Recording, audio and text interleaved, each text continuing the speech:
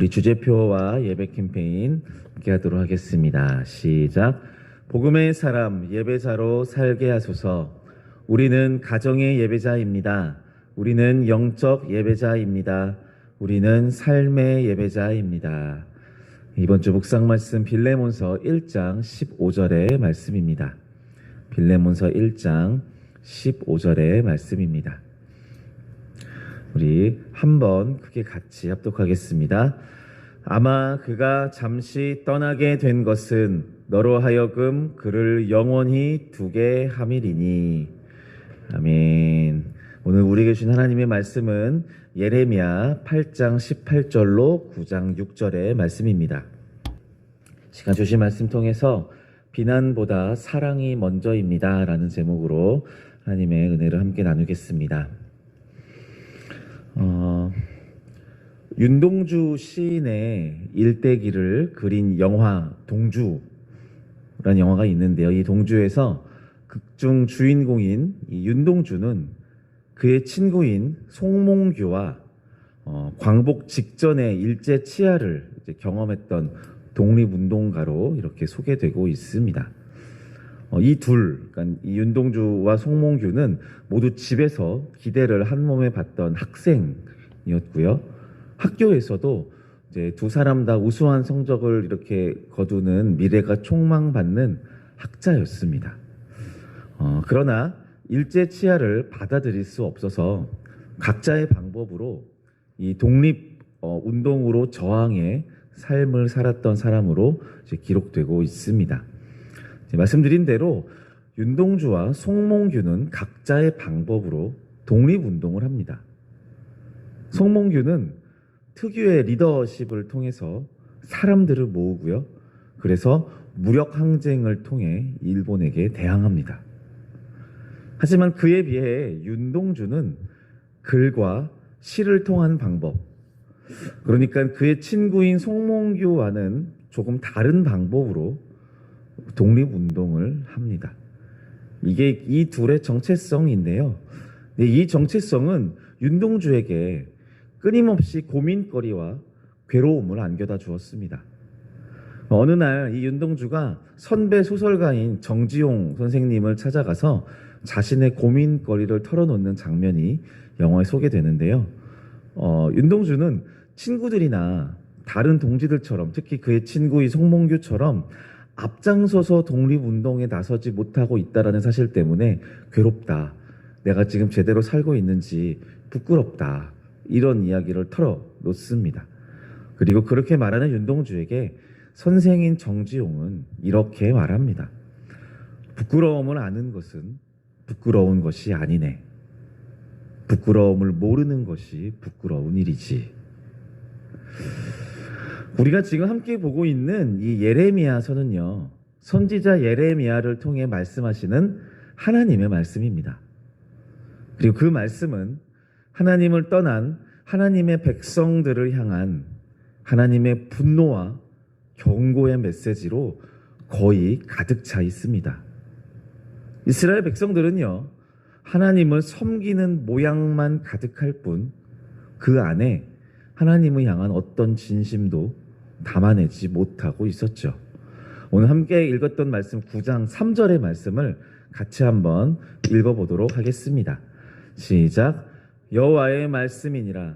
그들이 활을 당김같이 그들의 혀를 놀려 거짓을 말하며 그들이 이 땅에서 강성하나 진실하지 아니하고 악에서 악으로 진행하며 또 나를 알지 못하느니라. 사실 예레미야서를 보면은 이런 류의 말씀들은 너무 쉽게 찾아볼 수 있습니다.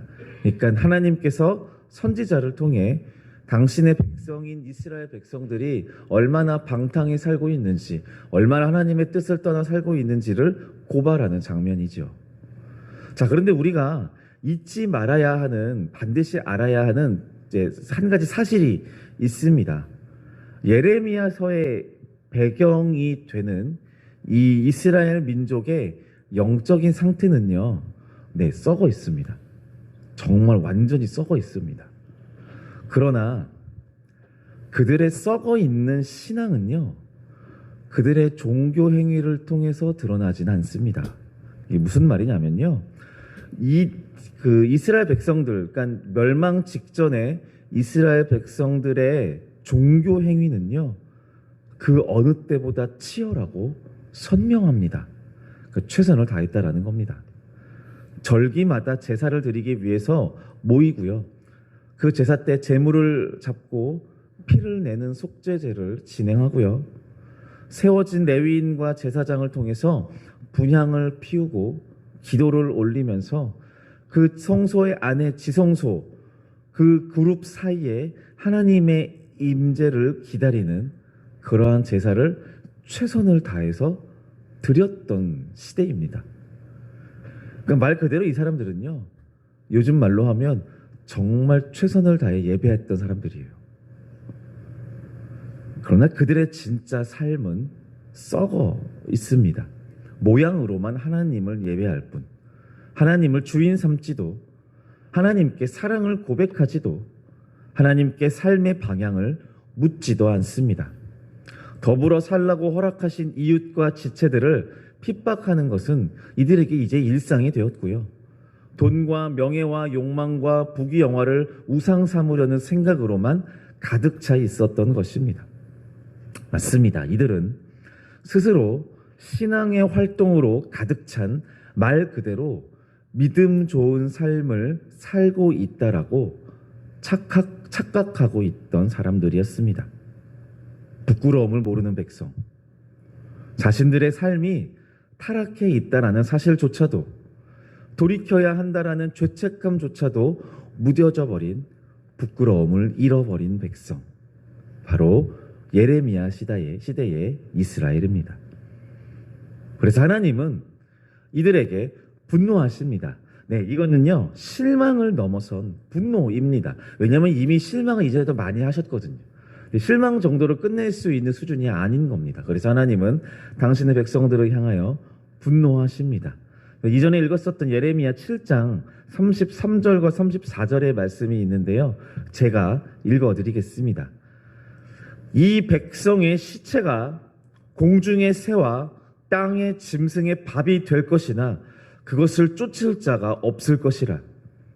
그때에 내가 유다 성읍들과 예루살렘 거리에 기뻐하는 소리, 즐거워하는 소리, 신랑의 소리, 신부의 소리가 끊어지게 하리니 땅이 황폐하리라. 무시무시한 말씀이죠. 사실 우리가 함께 읽는 이 예레미야서의 곳곳에서 이와 비슷한, 아니 어쩌면 이것보다 훨씬 더 심한 하나님의 분노와 저주가 적힌 것을 확인할 수 있을 것입니다. 이 말씀들만 파편적으로 보면 하나님이 정말 화가 많이 나셨구나, 이스라엘 백성들에게 회복의 가능성은 없겠구나, 자기들이 벌인 일에 대한 대가를 치르는 것이니 당연한 거지 라는 생각이 들다가도, 만약에 내 삶이 이 예레미야서의 이스라엘 백성들과 크게 다르지 않다면 그 분노가 나한테도 쏟아질 수 있겠구나, 두려움에 사로잡힐 수도 있을 것 같습니다. 회복될 가능성도 없어 보이는 사람들, 스스로 복을 걷어차버리고 하나님의 이름을 욕되게 하는 배은망덕한 자들. 제가 20대 청년 시절에 겪었었던 교회의 아픔이 있습니다. 이제 그 당시에 하나님을 이제 알아가고 하나님의 사람들이 어떤 말을 하며 살아야 되고 어떤 행동을 하면서 사는 것이 신앙의 삶인지를 조금씩 알아가던 24살의 청년에게 교회 공동체의 갈등을 마주한다는 것은 사실 너무 힘들었습니다. 교회 안에서 해결과 회복을 위한 말이 나누어지지 않았고요. 서로를 헐뜯기 위해 혈안이 되어 있는 신앙의 선배들과 함께 예배하는 것이 부끄러웠었습니다. 시간이 흘러도 한마디 사과와 긍휼의 메시지는 없었고요. 그저 당연히 있어야 하는 존재로 억압하는 교회가 참 부끄럽고 또 싫었던 시절이 있습니다. 그리고 자연스럽게 교회를 향한 수많은 비판과 비난의 목소리에 20대 중반의 청년인 저도 자연스럽게 동조했던 것 같습니다. 감히 이 땅에 교회를 싸잡아서 욕을 하고 저주를 퍼붓고 희망이 없는 사람들의 헛된 모임이라고 평가절하했었던 시절이 있습니다. 네, 참 신기하게도 그렇게 제가 다니는 교회 공동체를 욕하면서도 교회를 다녔습니다. 그것도 은혜죠. 부끄럽지만 이 이야기를 지금 제가 할 수 있는 것은 성령님의 인도하심과 가르침을 통해서 그 시절에 깨달은 것이 있기 때문인 것 같습니다. 다시 말씀드리지만 저는 참 아픈 청년 시절을 보냈습니다. 그리고 나를 아프게 하는 사람과 나를 아프게 하는 공동체를 적대시했습니다.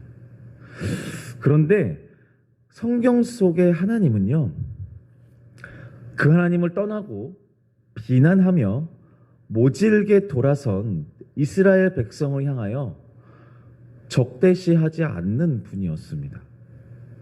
좀 이상하죠? 제가 계속 지금 얘기했잖아요. 이렇게 무시무시한 저주가 가득 찬 예레미야서를 읽으면서 하나님께서 이스라엘 백성을 적대시하지 않는다고요? 이렇게 저주를 퍼붓는데 이스라엘 백성들이 나라면은 두렵고 떨릴 만한 이렇게 무서운 경고와 저주를 퍼붓는데 하나님께서 이스라엘을 적대시하지 않는다고요? 네, 하나님은 이스라엘을 벌하시는 분이십니다. 맞습니다. 그들을 다그치시고 혼내시는 분이십니다. 그런데요, 그게 먼저가 아닙니다. 하나님은 다그치시고 혼내시며 저주를 퍼붓는 당신의 백성 이스라엘을 향해서 먼저 우시는 분이십니다. 오늘 말씀 18절의 말씀을 같이 한번 읽어보도록 하겠습니다. 8장 18절의 말씀 같이 읽겠습니다. 시작. 슬프다 나의 근심이여 어떻게 위로를 받을 수 있을까 내 마음이 병들었도다. 그 아래에 있는 21절과 22절의 말씀을 이어서 읽어보겠습니다. 딸 내 백성이 상하였으므로 나도 상하여 슬퍼하며 놀라움에 잡혔도다. 길르앗에는 유향이 있지 아니한가 그곳에는 의사가 있지 아니한가 딸 내 백성이 치료를 받지 못함은 어찌 됨인고. 하나님은요 스스로 하나님을 떠나버린 이스라엘을 향하여 그들이 상하였다라고 표현하십니다. 그리고 그렇게 병든 이스라엘로 인해 하나님이 근심하시고 마음의 병이 들었다라고 말씀하십니다. 그리고는 이스라엘 백성들이 치료받고 회복되기를 소망하면서 그들을 위해서 눈물을 흘리십니다. 9장 1절의 말씀 어찌하면 내 머리는 물이 되고 내 눈은 눈물 근원이 됐고 죽임을 당한 딸 내 백성을 위하여 주야로 울리도다. 하나님은 이스라엘 백성을 향하여 분노하시기 전에 그들을 긍휼히 여기고 함께 아파하고 안절부절하며 그들을 감싸주기를 애타게 원하십니다.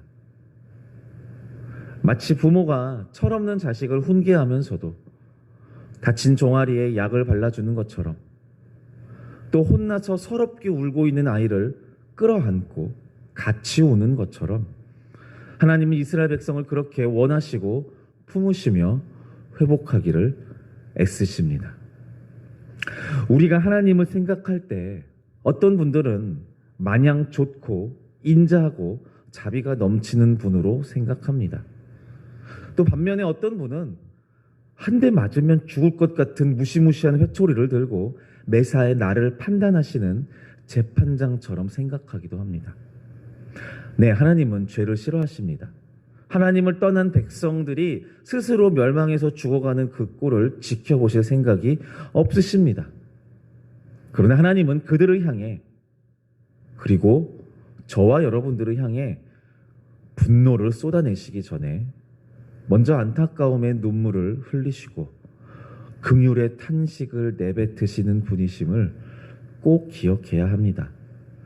우리가 함께 읽었던 오늘 본문의 이 말씀은 거의 대부분 예레미야 선지자가 멸망에 가는 이스라엘 백성들을 보면서 슬퍼하고 탄식하고 우는 장면들을 기록하고 있습니다. 이것을 그냥 책으로 우리가 본다면 예레미야 선지자라고 하는 사람이 그냥 자신의 감정에 복받쳐서 그 예레미야의 동족인 이스라엘을 향해서 슬퍼하고 있는 건 아닌가라고 생각할 수도 있는데요. 여러분, 하나님은요, 예레미야 선지자를 통해 하나님의 마음이 어떠한지를 예레미야를 통해 전달하고 있는 것입니다. 즉, 예레미야가 동족 이스라엘 백성들의 멸망을 바라보면서 안타까워하고 슬퍼하고 눈물을 흘리며 이들을 회복할 자가 어디 있는지를 여기저기를 찾아보며 탄식하고 긍휼에 섞인 기도를 하고 있는 그 예레미야 모습은 곧 우리 아버지 하나님의 모습인 것입니다. 하나님은 그렇게 이스라엘 백성을 회복하고 싶어 하십니다. 그들의 죄를 그냥 지켜보고 눈 감아 두실 생각은 없지만 그렇다고 그들을 멸망시키기 위해 혈안이 되어 있는 분이 아닙니다. 어떻게든 그들을 돌이키고 싶어 하는, 어떻게든 그들이 다시 하나님의 백성된 성민 이스라엘로 회복되기를 가장 소망하시는 분이십니다. 그 하나님의 마음으로 볼 때에 우리가 계속해서 예레미야서를 볼 텐데요. 예레미야서에 기록되어 있는 이스라엘 백성들의 최후는 분명히 멸망으로 치닫습니다. 그리고 우리가 알다시피 이제 곧 멸망합니다. 이들은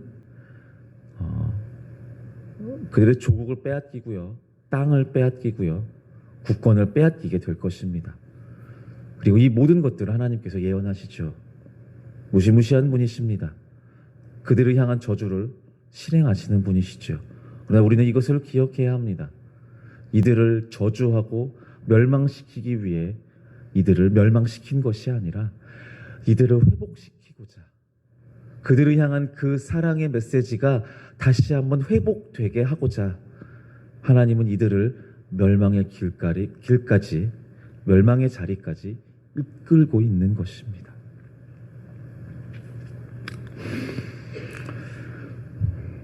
(20대) 비판적 시각만 가득한 채로 저는 신학을 공부했고요. 그렇게 몇 곳의 교회 사역을 다니면서 하나님께서 신앙을 배워가는 저에게 그 힘든 시간들을 경험하게 하신 이유를 이제야 조금씩 발견해 가고 있는 것 같습니다. 생각보다 판단과 정죄의 말은 쉽더군요. 그냥 내가 보고 잘못된 것에 대해서 나 혼자 욕하고 저건 썩었지 잘못됐지라고 말할 수 있는 것은 너무 쉬웠습니다. 이놈의 교회, 저 되먹지 못한 기독교인들. 그러나 그 정죄와 판단의 목소리와는 비교도 안 될 정도로 더 큰 사랑과 자비로 나와 우리를, 그리스도의 교회를 원하시는 하나님을 이제 조금씩 알아가게 되는 것 같습니다. 사랑하는 하나님의 자녀된 여러분, 하나님은 저와 여러분들이 죄에서 떠나 거룩함으로 나아가기를 원하십니다. 그래서 때때로 회초리를 드시고 우레와 같은 목소리로 우리를 다그치시기도 할 것입니다. 그러나 그 모든 것보다 우리를 온전히 원하시고 우리를 돌보시고 우리를 위로하시며 우리를 사랑하기를 결코 양보하지 않으시는 하나님의 완전한 사랑이 먼저 있다라는 것을 꼭 기억하시기를 바랍니다. 우리는 그 사랑을 받는 자들입니다. 그 사랑 안에 머물며 이전보다 더욱 주님을 알고 죄에서 떠나 하나님의 자녀다운 삶을 추구하시는 그런 저와 여러분들 다 되시기를 바랍니다. 함께 기도하겠습니다. 오늘 하루의 시작을 허락해 주신 하나님께 감사하면서 또 말씀을 기억하며 함께 기도하시기를 바랍니다. 연약하고 완악한 나를 향해 먼저 분노하고 다그치는 하나님이 아니라 나를 위해 눈물 흘리시고 아파하시며 슬퍼하시는 그 하나님의 마음을 주님 깨닫게 하여 주십시오. 그래서 나도 그 하나님을 닮아 나 역시 사람과 교회를 향해 먼저 분노하지 않고 사랑하고 보듬기로 결단하는 그러한 참된 신앙 인생을 살 수 있도록 인도하여 달라고 기도하시기를 바랍니다. 또 이어서 기도하실 때 우리 교육부 여름 사역을 위해서 기도해 주시기를 바랍니다. 이제 어제로 유치부와 어린이부 성경학교가 잘 마쳤습니다. 끝났다라고 생각하지 않고 이전보다 더욱 자녀들을 위해 헌신하고 또 기도해 주시기를 바랍니다. 더불어서 8월 첫 주에 진행될 청소년 청년부 연합수련회를 위해서 기도해 주실 때 특별히 신앙이 연약해져 있는 우리의 청소년 청년들이 귀한 삶의 전환점을 만나는 기회가 될 수 있도록 위해서 기도해 주시기를 바랍니다. 우리 말씀을 생각하며 또 교회를 위해 중보하며 함께 기도하실 때 우리 주님의 성호 한번 크게 부르고 같이 기도하겠습니다. 주여